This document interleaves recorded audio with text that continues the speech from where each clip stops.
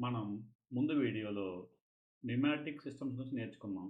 అందులో pneumatic level transmitter గానీ, pneumatic controller గానీ, లేదా న్యూమాటిక్ ఫ్యాన్ గానీ మొత్తం అన్నీ కూడా ఎయిర్ ప్రెషర్‌తో పనిచేస్తాయి. సిగ్నల్స్ కూడా ఎయిర్ ప్రెషర్‌లో ఉంటాయి. మీకు అన్ని సిగ్నల్స్ కూడా ఎయిర్ ప్రెషర్‌లో ఉంటే మీకు మెయింటెనెన్స్ ఎక్కువైపోతుంది. ట్రబుల్ షూటింగ్ కష్టమైపోతుంది. తర్వాత ఏదైనా ఇష్యూ వస్తే అది సాల్వ్ చేయడానికి చాలా టైం పడుతుంది. మీ కంపెనీ కూడా ప్రొడక్షన్ లాసెస్ ఎక్కువుంటాయి. న్యూమాటిక్ బేస్డ్ సిస్టమ్స్ పనిచేయడం చాలా కష్టం. అంటే ఇప్పుడున్న సిస్టమ్స్‌తో మీరు పోల్చుకోకండి. ఇది 1950స్, 40స్ ఆ టైంలో చాలా బల్కీగా ఉండేవి. చాలా పెద్దగా ఉండేవి. ఎక్విప్‌మెంట్. అన్నీ మెకానికల్ డివైజెస్. ఓకే. పనిచేయడం చాలా కష్టం. గ్రాడ్యుయల్‌గా ఏమైందంటే మార్కెట్‌లోకి అనలాగ్ సిస్టమ్స్ రావడం స్టార్ట్ అయ్యాయి.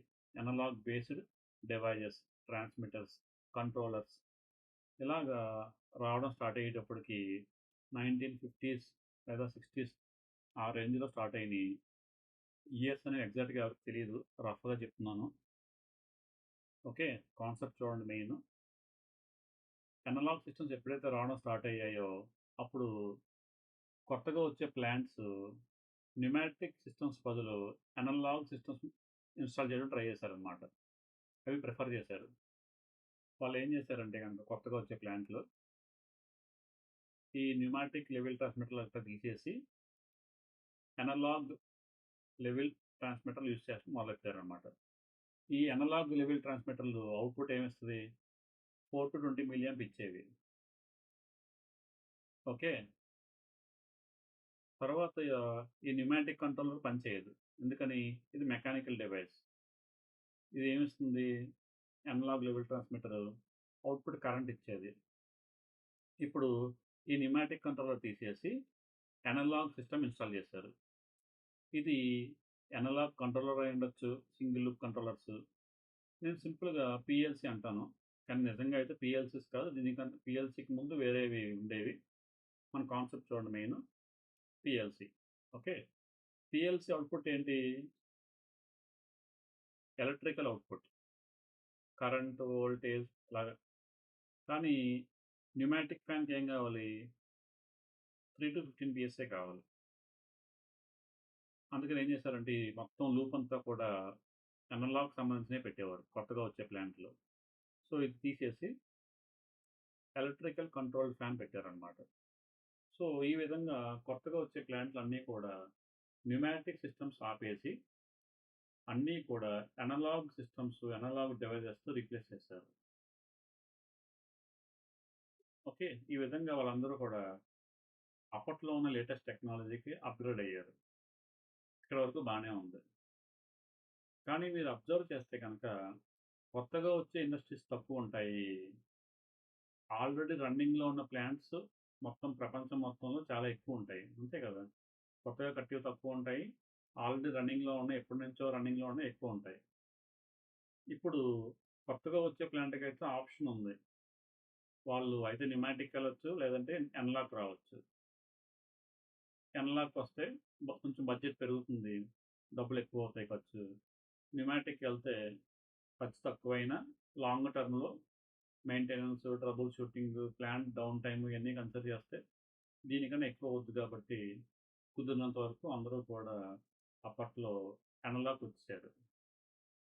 మనం ఇప్పుడు ఆల్రెడీ రన్నింగ్ ఉన్న ప్లాంట్స్ గురించి మాట్లాడుకుందాం. ప్రపంచం మొత్తం మీద చాలా ప్లాంట్స్ న్యూమాటిక్ సిస్టమ్స్ యూజ్ చేసేవి. ఇప్పుడు అన్ని ప్లాంట్స్ కూడా ఇన్వెస్ట్‌మెంట్ చేసి మొత్తం ప్లాంట్ మొత్తాన్ని మార్చాలి కదా! మొత్తం బడ్జెట్ అంతా మళ్ళా ఎవరు పెట్టరు. ఎప్పుడైతే అవసరం ఉంటదో అక్కడ పెడతారు గానీ, ఆల్రెడీ అది న్యూమాటిక్ సిస్టమ్స్‌లో వాడుతున్నా, దాంట్లో చాలా ప్రాబ్లమ్స్ ఉన్నా, వాళ్ళు దాని నుంచి ప్రాఫిట్ వస్తుంది ఆళ్ళకి ఎంతో కొంత. అదంతా వదిలేసి అనలాగ్‌కి జనరల్‌గా చేంజ్ అవ్వరు. ఎవరో కొంతమంది చేంజ్ అయ్యుండొచ్చు. వాళ్ళ దగ్గర డబ్బులుంటే. మొత్తం అందరూ కూడా ప్రపంచం మొత్తం అందరూ కూడా ఇన్వెస్ట్‌మెంట్ చేయరు కదా ఒకసారి. ఇప్పుడు ఫర్ ఎగ్జాంపుల్ మనకి మార్కెట్‌లోకి ఎవ్రీ ఇయర్ కొత్త కొత్త మొబైల్స్ వస్తా ఉంటాయి. ఎవ్రీ ఇయర్ మనకి ఏదో ఒక అడ్వాన్స్‌మెంటో, ఫీచర్సో, అప్‌గ్రేడేషన్సో, పెద్ద పెద్ద కెమెరాయో ఏదో ఫీచర్‌తో ఖచ్చితంగా వస్తా ఉంటది. మనం ప్రతి సంవత్సరం కూడా ఫోన్ కొనం గదా! కొంతమంది కొంటారు. ఎవరికైతే ఇంట్రెస్ట్ ఉంటుందో మొబైల్స్ మీద, లేదా వాళ్ళ దగ్గర బడ్జెట్ ఉంటుందో, మనీ ఉంటుందో వాళ్ళు తీసుకుంటారు. ప్రాబ్లమ్ లేదు. కానీ ఎవరికైతే అంత క్రేజీనెస్ ఉండదు, అంత క్రేజీ ఉండదు, అంత ఇంట్రెస్ట్ ఉండదు, లేదంటే ఎవరికైతే బడ్జెట్ ఇష్యూ ఉంటదో వాళ్ళు అనవసరంగా ఇన్వెస్ట్‌మెంట్ చేయరు. రిక్వైర్మెంట్ లేకుండా. మన దగ్గర ఉన్న ఫోన్ కానీ బానే పనిచేస్తుంది. అప్పుడెందుకు మార్చాలి? మనకి ఇంట్రెస్ట్ కూడా లేదు కొత్త ఫీచర్స్ మీద. లేదా బడ్జెట్ లిమిటేషన్ ఉంది. అప్పుడు వాళ్ళు మార్చరు. ఎప్పుడైతే మన దగ్గర ఉన్న ఫోన్ ఏదైనా ప్రాబ్లమ్ వస్తదో, లేదంటే ఏదైనా అవసరం పడుతుందో అప్పుడు మారుస్తాం. Same concept. ఆల్రెడీ రన్నింగ్‌లో ఉన్న ప్లాన్స్ న్యూమాటిక్‌తోనే వాళ్ళు పని చేసుకుంటున్నారు. ఆళ్ళకి మొత్తం అంత ఇన్వెస్ట్‌మెంట్ ఒకసారి చేయరాళ్ళు. సో, ఇప్పుడేం జరిగిందంటే, ఈ న్యూమాటిక్ సిస్టమ్స్ నుంచి అనలాగ్ సిస్టమ్‌కి ట్రాన్సిషన్ అనేది స్మూత్‌గా జరగాలి. కొత్తగా వచ్చే క్లయింట్స్‌కైతే ఇబ్బంది లేదు. సో, న్యూమాటిక్ సిస్టమ్స్ అంతా గూడా దేని మీద పనిచేస్తున్నాయి? ఎయిర్ ప్రెషర్ మీద పనిచేస్తున్నాయి. దాని యొక్క రేంజ్ ఎంత? 3-15 PSI air pressure signal. So, ఇప్పుడు కొత్తగా వచ్చే అనలాగ్ సిస్టమ్స్ అప్పటికింకా ఈ 4-20 మిలియాంప్ అనేది డిసైడ్ అవ్వలేదు. ఓకే. చాలా కొంత టైం తర్వాత డిసైడ్ అయింది. దీనికి ముందు చాలా రేంజెస్ వాడారు. ఓకే. అంటే ట్రైల్ పర్పస్ మీద. కొన్ని సక్సెస్ అయ్యాయి. కొన్ని సక్సెస్ అవ్వలేదు. అయి ఎందుకు అవ్వలేదో కూడా డిస్కస్ చేద్దాం నెక్స్ట్ వీడియోస్‌లో. సో, ఇప్పుడు ఈ అనలాగ్ సిస్టమ్స్ యొక్క రేంజ్ ఉంది కదా! Output current. ఈ సెలక్షన్ అనేది ఈ అనలాగ్ సిస్టమ్స్ కన్నా ముందున్న సిస్టమ్స్ ఏంటి? Pneumatic systems. దాని రేంజ్ ఏంటి? 3-15 పిఎస్ఐ. సో, ఈ అనలాగ్ సిస్టమ్స్ ఉన్న రేంజ్ అనేది ఈ 3-15 పిఎస్ఐ మీద డిపెండ్ అయ్యి ఉంది. ఎందుకంటే ఆల్రెడీ రన్నింగ్‌లో ఉన్న థౌసండ్స్ ఆఫ్ ప్లాంట్స్ ఉన్నాయి, ఇండస్ట్రీస్ ఉన్నాయి కదా! వాటన్నిటిని కూడా అనలాగ్ సిస్టమ్స్ మార్చాలంటే, స్మూత్ ట్రాన్సిషన్ జరగాలంటే, అప్పట్లో ఉన్న ఇండస్ట్రీస్‌కి ఆప్షన్ కావాలన్నమాట. అప్పుడు మాత్రమే ఆళ్ళు సక్సెస్‌ఫుల్‌గా మార్చగలరు. లేదంటే అప్పటికి కూడా మార్చలేరు.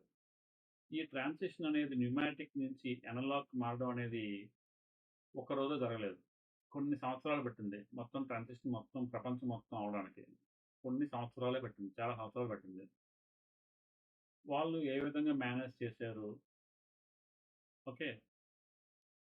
మొత్తం అంతా ఒకసారే మార్చేసారా రన్నింగ్‌లో ఉన్న ప్లాంటు? లేదా కొంచెం కొంచెం మార్చారా గ్రాడ్యుయల్‌గా? ఇన్ కేస్ గ్రాడ్యుయల్‌గా మారుస్తే ఎలా మార్చారు? ఇవన్నీ కూడా మనం నెక్స్ట్ వీడియోలో డిస్కస్ చేద్దాం. Thank you.